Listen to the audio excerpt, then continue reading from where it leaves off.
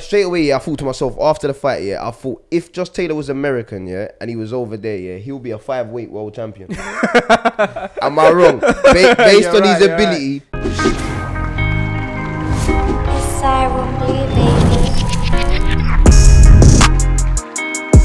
Josh Taylor wins a unanimous points decision over Jose Ramirez to become the undisputed junior welterweight champion. It was a very good fight. First round, Taylor, you should see the game plan, just box around him. Don't let Ramirez on the inside. When he was on the inside, he tied up, let off a few cheeky punches, but just tied him up. Then second and third rounds, Ramirez coming back into it. It's an argument he won both of those rounds. He's power. Now, I just saw him as a basic kind of guy, just the come forward, typical Mexican style. But he looked like he had smarts to go with it. Obviously, Robert Garcia, a very good trainer. Shout out to him. You could see the stuff he's done to improve him as a fighter. But then obviously, I think it was round 5 came, he got caught coming in, sharp counter from Josh Taylor. And like you said before, and a lot of people messaged me about it as well, saying, I went back to watch Josh Taylor after Mike said he's spiteful. I was thinking, no, he's just a pretty boxer. But when you realise, when he does those counters, it's spiteful. It's spiteful, and he really goes to hurt people, innit? And he hurt Ramirez. So you see when he got up, I think Ryan sent into the group chat, of both the knockdowns. And the referee gave him like 30 extra seconds just to recuperate. Yeah. Ramirez said it. So you got 2 knockdowns, and the whole video showing just 2 knockdowns lasted 38 seconds. That's how long. These are 2 knockdowns that should have been 8 counts. He got 8 counts for both of them. But the overall time was 38 seconds. Yeah, so that's how much recovery time there was between them. And like you said, the way Ryan cut the videos, both of them, he got up at 4. So from 4 to 8, for 2 knockdowns was 36 seconds of a video. But wait, see what you said about this second, third, fourth round when Ramirez started coming into his own, I was sitting and I started thinking to myself, shit, I started doubting myself. Because you know me, I've gassed up Josh Taylor from day dot. I started thinking to myself, like, am I giving him too much credit? While someone that topic, I want to shout out a couple of these a couple of the followers and that. We got Levino7, commented on the last one. I thought this is the purist, not casuals. This light skin don't keep saying I don't know much about this Ramirez dude. Like, what the fuck, AJ Madrid. I haven't watched much of Jose Ramirez. What planet are you on, You know what, fair enough. You man's the criticism is deserved, didn't it? I should have watched more of him going into the fight. Fair enough. I'm not the purist. This is the purist, Me, I'm just Mickey. I come here to say my shit. But I watch the winners, cuz. And I know, Now, let me be real, innit? Like, obviously, at that point, in the third and the fourth, I started thinking, this Ramirez here, maybe he's got something that I should have paid a bit more attention to. But going before that fight and knowing what I've seen Josh Taylor do, I've said that the guy, I've said it from day, his levels above. And obviously, Ramirez did look like he could bring something to the table. But I watched the Taylor Prograis fight just before that as well. And you can see that Taylor, sometimes he ain't the sharpest in the start of the fights. And I feel like that did Ramirez, he allowed him to get into a rhythm. His style, obviously, he only boxes one way. He does come forward, applies pressure, and he's aggressive. And credit to him, I'm not trying to discredit him in any way, because he had the 2 belts, done his thing to get there. But once the middle part of that fight got going, and then once they both got in a rhythm, you know what I mean? Taylor, he's got gears to go through. He kept going through gears. And it's all good being a puncher and aggressive fighter and coming forward. And like you said, he's got smarts to his style. But his style is limited. I know Taylor, he can do the inside, the outside. He can do all that. I must admit, I even see certain things in that fight that I thought maybe Taylor could have dealt with better.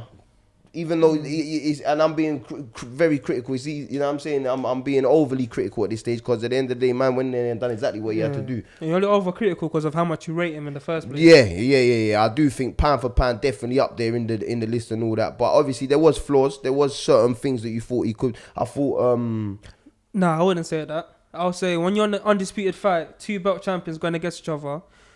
Obviously, every fighter's got flaws, but you're going to see the downside, you're going to see the upside. Yeah, for me, you know what I mean, innit? Yeah. So when the best fight the best, you're going to see, where they lack and where they, fair enough. For me, when I say downside, I'm saying just, even though he's got that spite, obviously, you see that lack of, like, concussive power. You know, that the pound for pound, when we're talking about pound for pound, top fighters, you know what I'm saying? I feel like they've got a bit of everything, but obviously, Taylor hit him, even though he did drop him twice, and even though Ramirez is a rough, tough Mexican. Yeah, you can see who the power, Who had carried the power, and where that side was. And obviously, again, being critical, I've already gassed Josh Taylor up here. I'm not gonna come up here and gas him up much more. You know what I'm saying? But in terms of pound for pound list and all that, I feel like that's where he could fall short in terms of going forward. You know what I'm saying? If you're moving up in weight, if he's talking about moving up in weight and that, you got to carry that bit of power. When you're hitting them guys with them shots to just put them out and get the job done, you know what I'm saying? But again, that's being critical. The man done exactly what he had to do.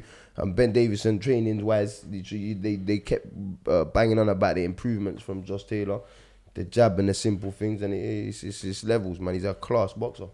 I'm on the same smoke you're on as well, because we had a video. It was a clip of the podcast where it said Jose Ramirez is food for Josh Taylor, innit? And that done better than most of our videos. And I shit you not, it's because half the Mexicans who saw that video thought, you man, fuck all of you. You're talking shit. Watch what Jose Ramirez does. I need that same energy. Comment down below. All of you, man, I need my apology. Come on. I need my apology right now. Now, like you said, in the fourth round, I was shitting myself. I was thinking, raw. I was thinking, in my head, I already planned to go message all them guys back, innit? Start apologizing. And then after 4 rounds, I was thinking, what am I going to say? But like you said, at that level, it's good. That's what you want to see. And that's what made that fight exciting. And that's what's fucking despicable, that it wasn't promoted better. And it wasn't on British TV, Sky TV or BT Sport Boxing. But that's the sort of fights you want to see these fighters in, man. And shout out to Josh Taylor with all the madness that's going on with the fucking heavyweights talking all this talk and all this bullshit and no action going on. That's what you expect to see from the top fighters in the game. Going in there against the best, not talking about it, doing it, bringing the fucking what they need to the table, innit? We'll get to the heavyweights in a bit, but let's look at Josh Taylor, undisputed champion now. He's fought Prograis, the other best guy in the division. It doesn't look like there's too much at him for 140. Maybe a couple mandatories. You said, but on the last one as well about Prograis realistically being Prograis and Taylor being 1 and 2, and then Ramirez number 3 because of Ramirez didn't fight. That he had the belts, he didn't take the Prograis fight or whatever. And I back that on that performance. Based on the fight, you can see it. I back that Prograis I think is a little bit above. And I feel like Prograis hits harder than Taylor, so him against Ramirez, where they'll both be on the inside. I'll give Prograis the edge. Yeah. He could change that fight.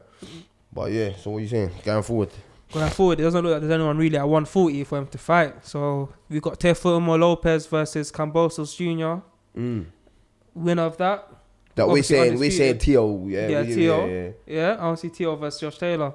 That's the one I need to see. Over anything else. So the choices are Crawford for Taylor. The choices are we're saying Crawford and listen. Teo. You know how I feel about Crawford. Ain't nobody beating Crawford. So I don't want to see it, to be honest with you. Straight away, I thought to myself after the fight, I thought if Josh Taylor was American, and he was over there, he'll be a 5-weight world champion. Am I wrong? Based on his ability, on his, if he was American, because they have that enhanced meat that they have over there, strength and conditioning coaches and all that. He will be a 5-weight world champion. Maybe, you know what I'm saying? Because I believe it, because of his ability, he's fucking very intelligent. He can box anyway. He knows how to do what to do at the right times. It's the calmness as well, because the way he was getting peppered, like second, third round, just to keep his gloves up, calm through the storm, and there was like the 1-2, the way he was slipping both of them perfectly every time, knowing these punches have hurt me. I'ma see them coming. I'ma slip them, and I'ma counter you. Exactly. Innit? Just and I'll be honest. Like I said, I watched the Prograis fight just before it, and even I was more impressed with Josh Taylor. Watching that back, I was more as much as I gassed him up, watching that back gave me even more appreciation for him, because I feel like I underestimated Prograis going into that fight. So watching that fight back, I thought, Prograis has a lot more to him. He brought a lot more to the table, but again, that it showed the level of Josh Taylor, because it was a good 50-50 fight for 6 rounds. And all of a sudden, my man just found his rhythm and he just upped a gear. He found another gear to go through. But in terms of Terence Crawford, I think obviously too big at the moment. He's filled out into welterweight. I think Terence Crawford for me is he's definitely in a pound for pound top 3. Josh Taylor's got the ability to be up there, but because obviously the opposition and the weights that he ain't gone through weights or anything, you can't quite put him there yet, I don't think. But it's hard to see him being able to pull something out against. Especially with Crawford being taller and longer. So Josh Taylor can't Not necessarily close on the outside, but every time he's on the outside, it's a struggle. His last couple fights, he's been taller than everyone, rangier than exactly. everyone. Can do the distance thing if he wants and do the inside stuff. He can't do that. It'll be hard to see him doing that against Crawford. But Teo, that's a great fight. Because Teo's quite not small, but he's a stocky guy at the weight. So I think, but he can still box rangy as well. Yeah, exactly. He can box rangy, so it won't be as easy for Taylor. He's not just a come forward, short, stocky fighter, so it won't be as comfortable for Taylor to get in a rhythm and just peppering him at range like that. That's the fight. What you saying? Make it. Yeah, Teofimo versus him, undisputed versus undisputed, and they both with top rank. Yeah, and Crawford's a top rank as well. So these are fights that can be made quite simply. But, and with Spence coming out with the Pacquiao fight now, all of a sudden Crawford needs a big fucking fight like that, innit? Yeah, he's got no choice at the moment, innit? He needs to fight someone. Shout out them Donnies that I said that put the comments in, keep the criticism coming. I need it, but put me on a bit of pressure. You know what I'm saying? It won't happen again. You won't hear me saying that. I don't know about this Donnie. But if I go and fucking research somebody and he don't do shit, he don't bring nothing to the table, I'm coming to certain man's houses. But if someone said to me that Taylor's sort of struggling at the weight, and someone for making the weight, and Evan the Conqueror commented, move up to welterweight, fight Mikey Garcia, fight at welterweight, but Mikey ain't a welterweight. Well, that's why he's campaigning though, isn't it? But Tuesday, you say he's campaigning. He had the Spence fight. Yeah, he's had another fight at welter. He's been trying to. I can't remember. I think he has, but I can't really remember too well. But it wouldn't have been no one at a top level. Even at 140, I'd love to see that fight. Yeah, at 140, yeah. But I know what you're saying about in terms of 147 making that fight. It makes sense if he's struggling to make the weight, just to get used to that weight. Exactly, yeah. But at the same time, if both fighters can make 140... Yeah, it makes more sense to do it for Undisputed. Yeah. And then fight Porter, which should be a good fight. Who are we talking about? Josh Taylor to go up and fight Porter. Rah. That's a sick fight. Yeah, it's a sick fight, isn't it? That's a sick fight. A fair play to Taylor for putting his name in the mix of them man there, but fucking no, he'll be. Who would you say will be favourite for that fight? Bookie's favourite, 100% Sean Porter. Yeah, bigger guy, stronger guy, American. Obviously, the bias. What about the Purist favourite? Huh? Pressure. Yeah, pressure. He went straight. The eye contact was deep. I've heard what he said. He might say, give me a minute. Yeah, don't buy no minutes. Let me see him fight Mikey first, and I'll give him. No, you know what? That's it, because if he's struggling to make the weight, then what I'm saying about lack of power and strength. Yeah, at 147 against Porter. Yeah, because stylistically, the way he boxes on the inside for me, Taylor, I think is beautiful. He looks it looks very comfortable in the way he does it, but he wasn't strong enough to push man back, and that could just be through making a weight that is a little bit beyond what you naturally should be making. If he does feel a lot more comfortable at 147, then all of a sudden you've seen it with fighters before where they move up and they changes their style and they become a whole lot stronger within themselves. And from what I've heard, Ramirez is massive at the weight. I don't know if he struggles at the weight. Everyone really struggles at weight, but he's one of those who gets down a lot. But then it's like even against Porter will give Taylor so many opportunities to counter. Especially with Porter's Taylor, a fucking horrible fighter. Yeah, exactly. Man. Horrible fighter. Credit it, not in a bad way, in a good way. It's like you watch Porter fight, I think I don't want to fight him. You won't, think, I don't want to fight It's not him. A comfortable night. It's a long night. Yeah, that's it, isn't it? For anybody. A sick fight. Then they said after that fight Ugas. He's got the WBA regular title. Yeah. And super champion now. Pacquiao gave up the belt. And then Crawford. I think he shouldn't just jump into the Crawford fight. He would have to test himself at 147 before it goes. Yeah, it'll be hard. I wouldn't want to see him jump into the Crawford fight. He deserves a couple good tune-up fights in that weight division. Well, I'll be honest, that Teofimo fight excites me a lot. Yeah, because that fight, again, I'm saying deserves tune-up fights in the welterweight division because you want to get used to the weight. But if Teo's talking about coming up to your weight, then why not next fight? If Teo goes and turns over my man, then why not fucking imagine two unified, all the belts in two weight divisions going to the ring for one fight. It's a sick fight, isn't it? And the way, it's like, remember Leo Santa Cruz versus Gervonta Davis? That was for the 130 belt and the 135 belt. Yeah. Because technically, if you weigh 130, you can fight for both belts, isn't it? Because it's a max 135. If they come in, but Josh Taylor ain't gonna make. Oh yeah, you're right. Yeah, so it can't be for both. Yeah. You're trying if to only, all the belts. Yeah. The worst thing is we know these dodgy fucking sanctioning bodies, organizations. Listen, if there was enough money in the line, they'd make it happen. Innit? You know what I mean? They'll throw the super middleweight in there as well, just for bands, cause you know what I mean. Yeah, hey. Jose Ramirez, obviously, he's lost both his belts. He lost his chance at Undisputed. But like you said, he even surprised me. I'd watched him before. I didn't think he had that much in the locker. Although, to be fair, he won what? The judges gave him 6 rounds. To be fair. I was scoring with Ryan. I was scoring with Ryan up till, I believe, the 7th round. And obviously with the knockdowns, I had up to by the knockdowns in the 7th and the 8th, I had Ramirez only winning 2 comfortably, and then arguably the third. I had him 3-2 before the knockdowns. But then after the knockdowns, I only gave him like 1 or 2 rounds.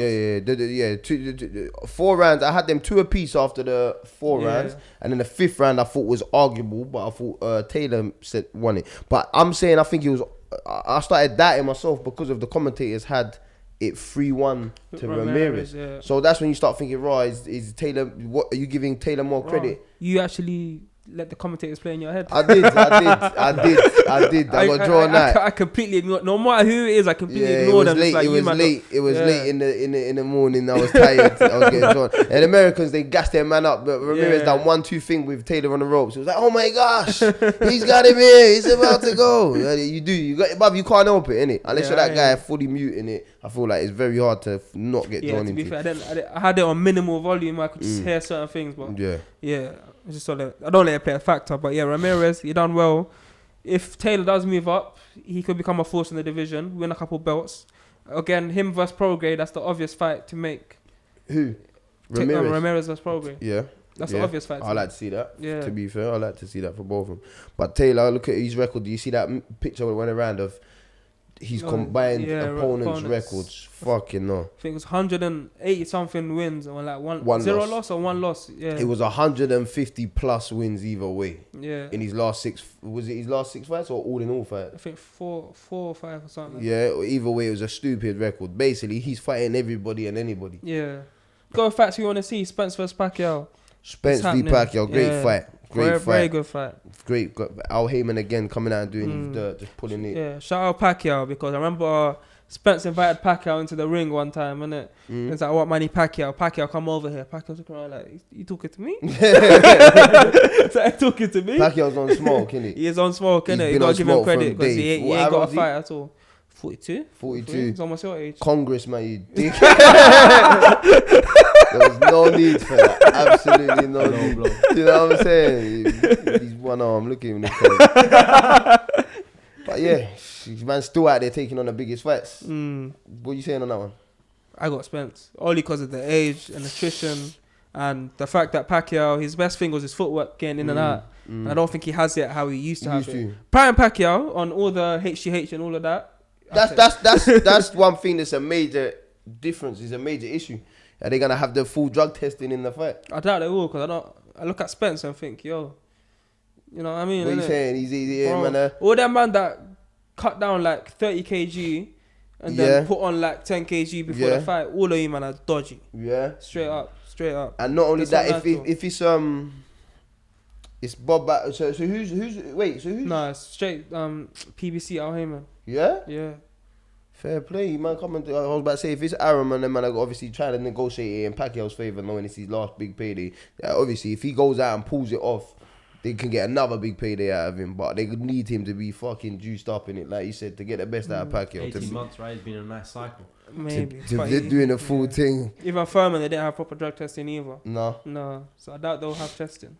That's a great fight. I'm not even gonna call it. I'm not even gonna say nothing right now. I want to go back and watch it before I get abused from Levido. I need to watch the Furman fight back. But what I do remember from the Furman fight is the last 6 rounds, when Furman started sticking it on him, putting one against the ropes, Pacquiao didn't look like he had much of an answer. Yeah. So if Spence can stick it on him for 12 rounds, I don't really see how Pacquiao can avoid the onslaught, especially the body punches. Even against Cotto, back in the day in his prime, I was thinking there's no way a little man like that should be able to take these punches. And now he's mad. He's filled that full fucking welterweight, but yeah, we'll see. It might just be that one step too many, because he's a full-bodied middleweight fighting at welterweight. Everyone's exactly.